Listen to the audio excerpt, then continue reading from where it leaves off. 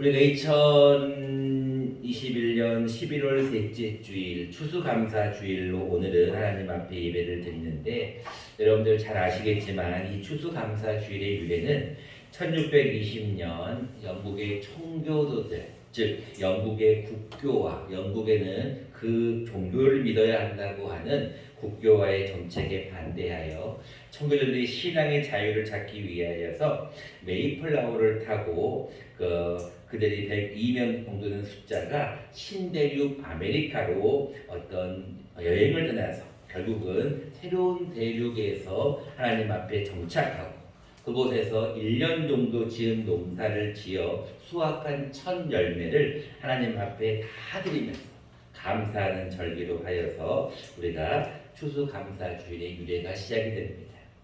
여러분들 아시겠지만 우리나라는 미국의 선교사님들을 통해서 복음에 들어왔기 때문에 미국의 어떤 그 신앙도 함께 들어오게 되었는데, 매년 11월 셋째 주일을 우리는 추수감사주일로 하나님 앞에 드리게 됩니다.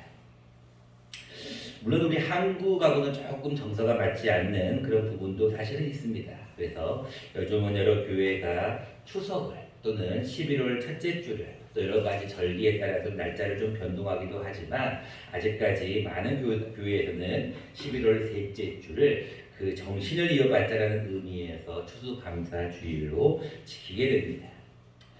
여러분들이 아시다시피 추수감사주일은 하나님 앞에 1년 동안 곡식, 1년 동안 추수한 모든 곡식들과 열매를 하나님 앞에 올려드리는 그런 감사절기입니다. 맥주감사절과 더불어서 추수감사주일은 1년 동안 인도하신, 1년 동안 지켜주신 은혜에 대한 감사의 의미가 우리에게 포함이 되어 있다고 생각합니다. 그런 의미에서 여러분들 옆에 이런 화분이나 또 앞에 있는 어떤 과일, 또 여러 가지 장식들을 보시면서 여러분들은 무슨 생각을 하십니까? 앞에 있는 과일이나 앞에 있는 어떤 장식들을 보시면서 이 모든 것들은 우리가 노력해서 얻은 것이 아니라 하나님께서 주셨다라는 것을 다시 한번 우리는 고백을 해야 됩니다. 요즘 뉴스를 들어보니 배추가 품귀영상이라고 해서 김포족이 생겼다 그래요. 그래서 김포족이 무슨 말인가 했더니 김장을 포기한 족이라는 뜻이래요.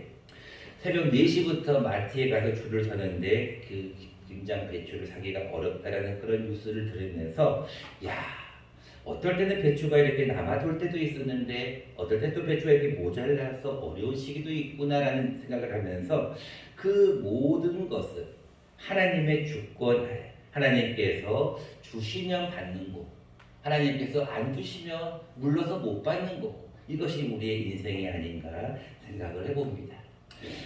마찬가지입니다. 오늘 본문에 나와 있는 이 시편 107편 기자 역시 우리가 누구인지는 알 수는 없지만 그 배경은 정확하게 알 수 있습니다. 그것을 어떻게 알 수 있냐면, 이스라엘 백성들이 바벨론 포로로 잡혀갔다가 돌아온 자, 즉 귀환한 자들이 하나님의 구속하심, 하나님의 속량하심을 입고 감사하고 찬양하는 그러한 시입니다. 2절 말씀입니다. 여호와의 속량을 받은 자들은 이같이 말할지어다. 속량이 무슨 말일까요? 구속이죠. 하나님께서 우리를 구원해 주심이죠. 은혜를 받은 것이죠. 한량없는 구속함을 받은 우리는 이렇게 말하는 거예요. 여호와께서 대적의 손에서 그들을 속량하사 동서남북 각 지방에서부터 모으셨도다. 이것을 보면 하나님 앞에 참회하고 회개하는 이스라엘 백성을 하나님께서 인자하심으로, 그의 약속을 지키심으로 이스라엘 백성들을 회복시키는, 그래서 바벨론 포로로부터 돌아오게 하는 그 역사를 이 시편 기자는 찬양하고 하나님 앞에 감사하고 있는 것 같습니다. 여러분들, 여호와께 감사하라. 그는 선하시며 그 인자하심이 영원하미로다. 여러분 앞에 플랜카드도 여러분 걸려 있지 않습니까? 뭐라고 나와 있습니까? 여호와께 감사하라. 그는 선하시며 그 인자하심이 영원하미로다. 여러분 시편 107편을 읽었지만 여러분 한 장만 앞으로 싹 넘겨보시면 시편 106편이 나오잖아요. 시편 106편 1절도 같이 한번 읽어볼까요? 뭐라고 나와 있는지 같이 한번 읽어보겠습니다. 시작. 할렐루야. 여호와께 감사하라. 그는 선하시며 그 인자하심이 영원함이로다. 아멘. 할렐루야만 빼고 글씨가 똑같죠. 여러분, 이게 똑같은 여호와께 감사하라, 여호와께 감사라가 무려 몇 번이 나오냐면 이 시편 107편까지 해서 시편에 무려 5번이 나와요. 똑같은 말씀. 나중에 여러분 집에 가서 읽어보세요. 시편 118편 1절에도 나오고요, 29절에도 나오고요, 136편에도 똑같이 말씀이 나와요. 시편 기자가 왜 이렇게 반복적으로 계속해서 동일한 말씀을 기록할까요? 이유는 간단합니다. 그 사실이 그만큼 중요하기 때문에 그래요. 여러분들 매주마다 감사헌금을 하시는 분도 계시고, 매주마다 마음으로 감사하시는 분들도 계시고, 매주마다 하나님 앞에 감사하는 마음으로 나오시는 분들도 있을 겁니다. 감사는 우리의 평생토록 해야 될 일임에도 불구하고 하나님 앞에 감사의 고백을 하는 것은 굉장히 중요합니다. 그 이유는 1절 말씀에 나와 있듯이 그는 선하시며 그 인자하심이 영원함이기 때문이다 라고 기록하고 있습니다. 자, 우리가 하나님 앞에 그의 선하심과 인자하심을 늘 감사해야 될 이유가 시편 106편 47절 말씀을 보시면 시편 기자의 기도문이 나와요. 시편 107편 바로 앞에 보시면 이런 기도문이 나옵니다. 여호와 우리 하나님이여 우리를 구원하사 여러 나라로부터 모으시고 우리가 주의 거룩하신 이름을 감사하며 주의 영예를 찬양하게 하소서라고 하는 그의 시편 기자의 기도에 따라 응답을 주시는 거예요. 하나님, 우리를 구원해 주십시오. 우리를 여러 나라로부터 모아 주십시오. 바벨론 포로로 흩어져 있는 우리를 모아 주시고 우리가 주의 거룩하신 이름을 감사하고 찬양하게 해달라고 하나님 앞에 기도했어요. 하나님은 그 기도에 응답하셔서 이스라엘 백성들을 바벨론 포로로부터 불러 모으십니다. 그래도 우리 하나님 앞에 늘 감사해야 되고 우리도 역시 하나님의 구원을 받은 것에 대해서 늘 감사하는 마음을 가져야 합니다. 본문은 크게 3가지의 구원에 대해서, 3가지의 속량하심에 대해서 우리에게 말씀을 하고 있는데, 첫 번째는 어떤 곳에서 속량하는 거냐면 광야에서 방황하는 자들을 구원하여 주시는 은혜를 말씀하십니다. 5절 말씀입니다. 줄이고 목이 말라 그들의 영혼이 그들 안에서 피곤하였도다. 여러분, 광야길에서 먹을 것이 없고 목이 마르고 굶주림과 방황 가운데 있는 그들을, 피곤한 그들을 하나님은 어떻게 구원하셨느냐? 9절 말씀을 보시기 바랍니다. 그가 사모하는 영혼에게 만족을 주시며 줄인 영혼에게 좋은 것으로 채워주셨다. 얼마나 여러분 감사합니까? 여러분 1년 동안 한번 돌이켜 보십시오. 여러분들 인생길이 얼마나 평탄하였습니까? 아니면 광야와 같이 힘들었습니까? 돌이켜보면 참 누구나 하는 말이지만 다사다난이라는 말을 참 많이 하죠. 1년의 어떤 이제 마지막 한 장 12월을 곧 앞두고 있는 이 시점에서 무엇을 감사할 것인가 가만히 생각해 보면 4절 말씀에 나와 있듯이 그들이 광야 사막길에서 방황하며 거주할 성읍을 찾지 못하고 줄이고 목이 말라 그들의 영혼이 피곤할 때 결국은 하나님께서 그들을 만족을 주시고 그들에게 좋은 것으로 채워주셨다는 거예요. 얼마나 감사합니까? 두 번째 시편 기자는 무엇에 대한 구원의 감사의 내용을 말씀합니까? 감옥에 갇힌 자들에 대한 구원, 속량함을 기록하고 있습니다. 10절 말씀입니다. 사람이 흑암과 사망의 그늘에 앉으며 곤고와 쇠사슬에 매임은이라고 기록하고 있어요. 사람이 늘 흑암과 늘 사망의 그늘에 앉으며, 여러분 요즘 뉴스를 통해서 무엇을 듣습니까? 계속해서 여러분 위드 코로나라고 하지만 확진자가 몇천 명씩이 계속 나오고 요즘은 또 병상이 부족하다는 이야기를 듣고 위중증 환자가 500명이 넘어간다는 이야기를 들으면서 여러분들은 무슨 생각을 합니까? 우리도 언젠가는 한 번은 가게 될 우리의 인생이고 운명이지만 우리도 하나님 앞에 어떤 우리의 목숨, 우리의 사망에 대해서도 한 번쯤은 생각을 해볼 수 있는 그런 시기가 아닌가 생각합니다. 근데 하나님은 흑암과 사망의 그늘에 앉아 곤고와 쇠사슬에 매여 있는 그들을 어떻게 구원하셨는가? 14절 말씀을 보시기 바랍니다. 흑암과 사망의 그늘에서 인도하여 내시고 그들의 얽어맨 줄을 끊으셨도다라고 기록하고 있어요. 그러니 어떻게 여러분 감사하지 않을 수가 있겠냐는 거예요. 여러분들이 흑암과 사망의 그늘에 앉아 있을 수밖에 없고 여러분들도 죽을 수밖에 없는 인생이지만 하나님이 여러분들을 그 상황에서 인도하여 내시고 그리고 그들의 얽어준 매를 끊으셨다는 거예요. 그렇기 때문에 여러분들은 지금 오늘도 이 자리에 건강한 모습으로 나와서 이 예배를 드릴 수 있는 거 얼마나 감사해요. 하나님 앞에 건강을 주신 것도 감사하지만 생명을 연장시켜 주신 것 또한 감사하잖아요. 목숨이 여러분 음식보다 중요하지 않습니까? 여러분 어떤 음식보다도 어떤 의복보다 목숨이 더 중요하잖아요. 우리의 목숨을 흑암과 사망의 그늘에서 인도하시고 그들의 얽어준 즉 흑암과 사망의 맨 줄을 끊어버리셨어요. 그래서 여러분들은 생명에 대한 어떤 감사를 가지고 하나님 앞에 나와야 한다는 것입니다. 세 번째로 시편 기자는 무엇에 대한 구원에 대한 감사를 합니까? 영적으로 육체적으로 질병에 걸린 것에 대한 그자를 구원하여 주심에 대한 감사 속량을 말씀합니다. 17절과 18절 말씀입니다.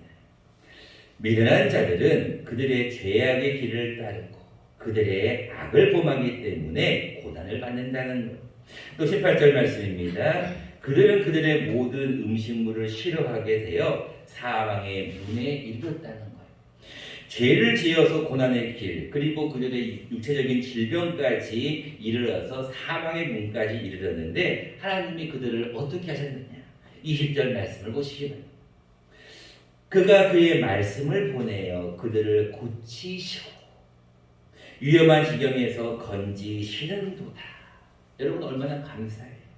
여러분들이 육체적으로도 질병을 받을 수 있지만 영적으로 죄를 지어서 고난을 받을 수 있는 그 상황에서도 하나님은 우리에게 말씀을 보내신대요.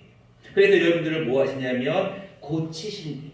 그리고 여러분들 위험한 지경에서 건져주신다는 거예요. 그렇기 때문에 시편 기자는 하나님의 그 인자하심과 인생에게 베푸신 그 기적으로 말미암아 그를 찬송할지어다라고 21절에 고백하고 있어요.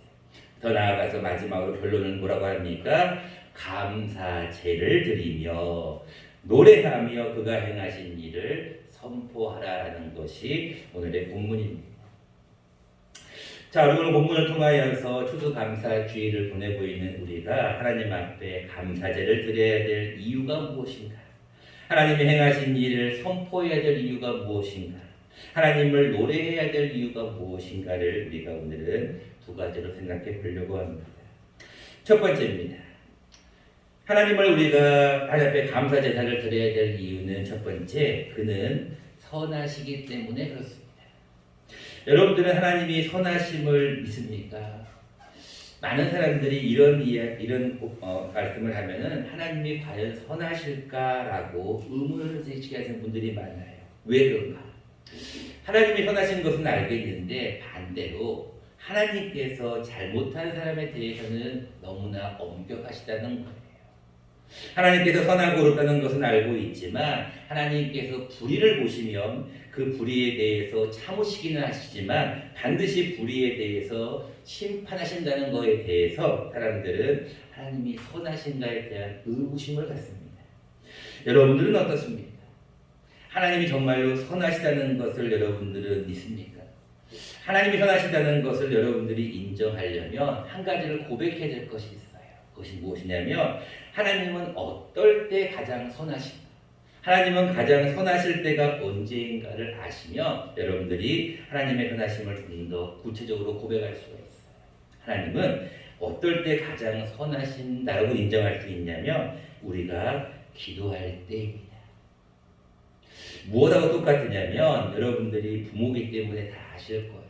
자녀들이 어떤 것을 부탁할 때 그냥 뭐 달라라고 부탁하는 것이 아니라 애걸할 때, 간절하게 부탁할 때, 어떤 정말로 절실하게 어떤 걸 부탁할 때, 눈물로 부탁할 때 우리는 그 간구를 들어주려고 하잖아요. 그런 마음이 있잖아요. 아무리 강한 마음을 갖고 있던 부모도 자녀가 울면서 이렇게 부탁을 하면, 울면서 어떤 이야기를 하면 마음이 많이 약해지거든요. 오늘 본문에 똑같은 말씀이 나옵니다.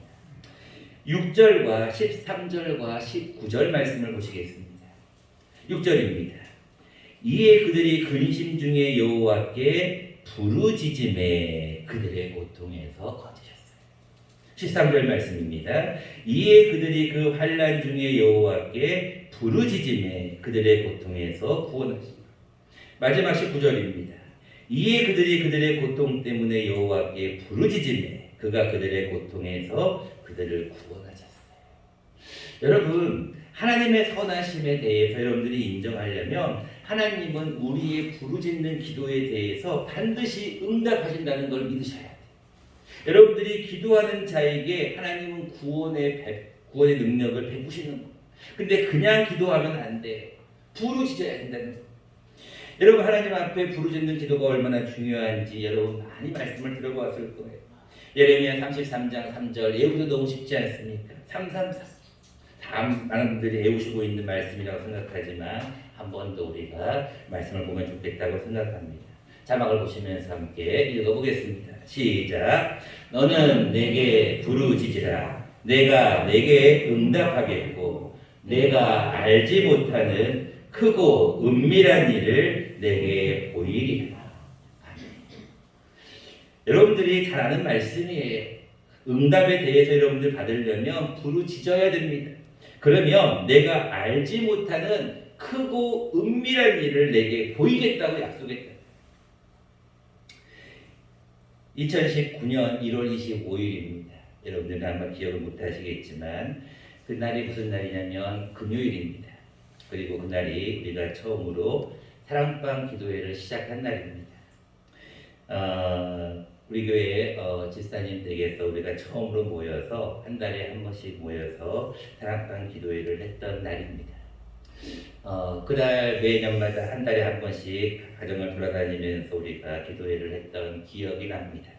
사진도 있고 기록도 있습니다. 2020년 1월 31일까지 우리가 교회에서 사랑방 기도회까지 모일 때까지 2월달에도 모이기로 계획을 했는데 갑작스럽게 코로나가 생기면서 재직회를 통해서 모임이 못 이루어졌지만 우리가 2019년 1월 25일부터 20년 1월 31일까지 그 모였던 기도회 가운데 제가 생각하는 가장 중요한 기도의 포커스는 부르짖음이라고 생각해요. 참석하신 분들은 아마 잘 아실 겁니다. 본인들의 집에서 기도회를 했던 분들도 기억이 생생하시겠죠. 여러분, 우리가 그때는 모여서 어떻게 기도했습니까? 조용히 기도하지 않습니다. 크게 찬양도 틀어놓고 크게 소리를 내서 불도 끄고 통성으로 기도하지 않습니까? 우리 한국 교회가 예전에 통성 기도가 지금 많이 사라졌다고 합니다. 단열 기도회를 통하여도 들었던 어떤 말씀이지만 외국에서는 통성 기도가 없다고 합니다. 그것은 그들이 새벽 기도가 없는 것처럼 외국에서는 통성 기도가 인정이 되기가 어렵죠. 근데 우리나라 사람들은 유일하게 이 합심 기도, 통성 기도가 굉장히 우리 민족에게 주신 굉장히 한이 있는 민족에게 주신 하나님의 특권이라고 생각해요. 여러분들 기도원 가보시면 알겠지만 주여를 3번 외치고 하나님 앞에 우리가 기도하는 그런 모습을 많이 보잖아요. 우리도 마찬가지. 그들의 우리 여러분들 기억나시겠지만 주여 한 번 외치고 힘차게 우리 기도했던 모습을 다시 한번 생각을 해보았습니다. 하나님은 우리에게 왜 부르짖으라고 하시는가? 여러분 잘 아시겠지만 마태복음에 보면은 달란트 비유가 있습니다. 하나님께서 이 5달란트와 2달란트와 1달란트 비유를 통해서 착하고 충성된 종이라고 하고 악한 종에게는 뭐라고 하냐면 악하고 게으른 종이라고 해요. 여러분, 하나님 앞에 부르짖는 기도만 꼭 응답이 될까요? 그러면 조용히 묵상 기도하거나 개인 기도나 골방 기도는 응답이 안 될까요? 아니죠. 하나님이 여기서 말씀하시는 부르짖는 기도의 특징은 뭐냐면 착하고 충성된 의미하고 똑같은 거예요. 무슨 얘기냐면 내가 작은 일에 충성하였기 때문에 하나님은 이 부르짖는 기도를 통하여 우리에게 무엇을 말씀하시냐면 너희의 마음을 원하신다. 지금 너희들의 마음이 간절하느냐? 너희들의 마음이 지금 위급한 상황, 너희들의 마음이 지금 힘든 상황이, 너희들의 마음이 지금 절실한 상황에 처해 있느냐? 그러면 부르짖으라는 거예요. 다 하는 거지만 자녀가 위험한 상황에 처했을 때 어느 부모가 애야 거기 가면 안 된다, 위험한다 라고 얘기하는 부모가 어디 있겠어요? 자녀가 지금 길을 건너가고 있는데 저 앞에 택시차가 오고 있으면 차에 치일 것 같으면 어느 부모가 조용히 애야 빨리 와라라고 하는 부모가 누가 있겠어요? 소리를 지를 수밖에 없잖아요. 위급할 때는 누구나 다 소리를 지를 수밖에 없어요. 불이 났는데 도둑이 들어왔는데 불이야 도둑이라고 말하는 사람 없습니다. 마찬가지 하나님은 우리에게 너희가 지금 이렇게 절실하느냐, 정말 하나님 앞에 구원의 은혜가 필요하느냐, 그렇다면 부르짖는 기도를 하라는 것입니다. 부르짖으면 하나님은 너에게 응답하겠다는 건데 하나님은 그 기도 가운데 너희의 간절한 마음을 보겠다. 자면서 말씀입니다. 나를 사랑하는 자들이 나의 사랑을 잊고 나를 간절히 찾는 자를 나는 만나시겠다. 여러분 그냥 찾으시면 안 돼요. 예배를 나오실 때 그냥 맹숭맹숭이 아니라 간절한 마음으로 하나님 앞에 나와야 된다는 것. 기도도 마찬가지. 여러분들이 하나님 앞에 나아갈 때 그가 선하시다고 인정하는 것은 하나님께서 부르짖는 자의 기도를 외면하지 않는다는 것을 기억하시면 좋겠습니다. 두 번째입니다. 하나님께 왜 우리가 감사 제사를 드려야 하는가? 그 이유는 하나님의 인자하심이 영원하기 때문에 그렇습니다. 여러분 15절 말씀을 보시기 바랍니다. 여호와의 인자하심과 인생에게 행하신 기적으로 말미암아 그를 찬송할지로다. 21절 말씀을 보시겠습니다. 여호와의 인자하심과 인생에게 행하신 기적으로 말미암아 그를 찬송할지로다. 똑같은 말씀. 여호와의 인자하심과 인생에게 행하신 기적이, 아까 우리 권사님 기도하셨죠. 이 세상에 당연한 것은 하나도 없다는 것. 우리가 지나와서 가만히 1년 돌이켜보면 모든 것이 우리가 당연하다고 생각했던 것이 하나도 하나님의 은혜라는 것을 고백하잖아요. 마찬가지 우리가 하나님 앞에 하나님을 찬송하는 이유는 내가 지금 살아있는 이 순간, 내가 하나님 앞에 예배드리는 이 모든 일들이 다 하나님의 기적이에요. 하나님의 능력이라는 거예요. 그렇기 때문에 우리는 하나님을 찬송해야 돼요. 또 한 가지는 하나님의 인자하심 때문입니다.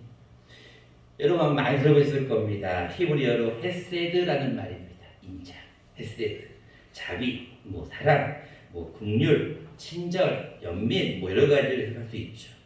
여러분들 그 모든 하나님 일을 보면은 하나님의 인자하심이 영원함을 여러분 고백할 수 있어요. 하나님 여러분의 인자하심을 또 인정합니까? 제가 첫 번째 여러분들에게 하나님의 선하심을 인정하냐고 물어봤을 때 마찬가지로 하나님은 정말로 여러분들을 향한 인자하심이 영원하셔요. 여러분들을 향하신 사랑하심이 영원해요. 구약의 역사를 한번 가만히 보세요. 하나님 앞에 여러분은 처음 창세기부터 사람이 범죄하잖아요. 그 범죄하면 어떻게 돼요? 하나님께서 기뻐하지 않잖아요. 그럼 하나님께서 책망하시잖아요. 꼬중하시잖아요. 그럼 여러분 하나님이 꾸중하고 한다면 그를 쳐버리십니까? 내보내십니까? 아니잖아요. 용서해 주잖아요. 뭐하면? 기도하고 잘못했다고 하면 또 용서해 줘요. 근데 또 용서를 받은 그들이 또 죄를 짓잖아요. 그럼 또 용서해 줘요. 이게 여러분 구약의 역사예요. 그게 여러분들 무엇까지 연결됩니까? 신약의 십자가 사건까지 이어지는 거잖아요. 이게 하나님의 인자하심이에요. 여러분들 아까 방금 교동문 읽었지 않습니까? 교동문의 마지막에 뭐라고 말씀합니까? 여호와는 말의 힘이 세다 하여 기뻐하지 아니하시고 사람의 다리가 억세다 하여 기뻐하지 아니하시고 무엇을 기뻐하신다 그랬어요? 여호와는 자기를 경외하는 자들과 그의 인자하심을 바라는 자들을 기뻐하신다. 시편 147편 말씀이 여호와는 그의 인자하심을 바라는 자들을 기뻐하신다. 여러분들이 너무나 잘 아는 말씀이 있어요. 시편 23편 말씀. 다 외우시는 말씀이에요. 여호와는 나의 무엇이라고요? 목자라는 거예요. 내게 부족함이 없다는 거예요. 그가 나를 푸른 풀밭과 쉴만한 물가로 인도하신다는 거예요. 근데 6절 말씀 맨 마지막에 뭐라고 기록되는지 아세요? 많은 분들이 외우시겠지만 그 혹시나 못 외우신 분들을 위해서 자막을 준비했습니다. 같이 한번 읽어보겠습니다. 시작. 내 평생의 선하심과 인자하심이 반드시 나를 따르리니 내가 여호와의 집에 영원히 살리로다. 여러분, 시편 기자는 다윗은 이렇게 얘기합니다. 여호와는 나의 목자시니 내게 부족함이 없다. 그가 나를 푸른 풀밭과 실만한 물가. 여러분들 그 다음 말씀들 다 외우고 계시잖아요. 내가 사망의 음침한 골짜기로 다닐지라도 해를 두려워하지 않아. 여러분, 그 말씀의 맨 마지막에 그의 고백이에요. 그렇기 때문에 내 평생의 선하심과 하나님의 선하심과 하나님의 인자하심이 반드시 나를 따른다는 것. 우리가 하나님 앞에 추수감사주의를 보내면서 감사제를 드리면 왜 하나님을 찬송해야 됩니까? 왜 감사제사를 드리며 하나님을 높여드려야 됩니까? 왜 하나님 앞에 우리가 과일이나 우리의 일년에 추수한 것들을 드려야 됩니까? 왜 우리가 감사 헌금을 해야 됩니까? 하나님은 평생에, 우리의 평생에 그의 선하심과 인자하심이 우리를 늘 따라다니셔요. 그래서 우리는 하나님이 나를 한 번도 실망시킨 적이 없으신 것을 우리가 믿기 때문에 우리는 하나님 앞에 늘 여호와의 집에 거하면서 하나님을 찬송하고 예배하는 것입니다. 말씀을 맺고자 합니다. 여러분들은 2021년도 어떻게 보내셨습니까? 하나님 앞에 감사의 제사, 감사의 예물, 감사의 헌물, 감사의 마음을 가지고 이 한 주간을 보내셔야 된다고 생각합니다. 1년 동안 한번 곰곰이 한번 돌이켜보시기 바랍니다. 하나님 앞에 무엇으로 감사의 제사를 드립니까? 아시겠지만 제사에는 반드시 제물이 필요합니다. 제물과 더불어서 하나님 앞에 무엇인가를 드려야 됩니다. 마음을 드릴 수도 있고 소나 양을 드릴 수도 있습니다. 어떤 물질을 드릴 수도 있고 여러분들의 어떤 귀한 것을 드릴 수도 있습니다. 하나님은 그 제물을 통한 제사를 받으신다는 거예요. 그리고 제사를 받고 난 다음에 하나님은 하늘문을 여시고 여러분들에게 귀한 것으로 복을 주실 것입니다. 여러분, 그때 가장 귀한 제물은 다른 것이 아니라 감사예요. 1년 하나님 앞에 한번 곰곰이 한번 이번 주간에 한번 돌이켜 보십시오. 그리고 하나님 앞에 감사의 고백을 한번 올려보십시오. 하나님이 정말로 선하셨습니다. 1년 동안 나를 인도하신 그 은혜가 선하셨습니다. 1년 동안 나를 향한 그 인자하심이 영원하셨습니다. 우리가 하나님 앞에 이런 고백을 한다면 하나님은 우리에게 남은 한 달의 기간 그리고 2020년도도 하나님께서 여러분들에게 어떤 감사의 제목들이 풍성하게 여러분들을 베풀어 주실 거라고 믿습니다. 바라기는 이 한 주간 하나님 앞에 더 감사하시고 하나님의 은혜, 하나님의 선하심과 인자하심을 잊지 않는 저와 여러분 되시기를 간절히 축원합니다.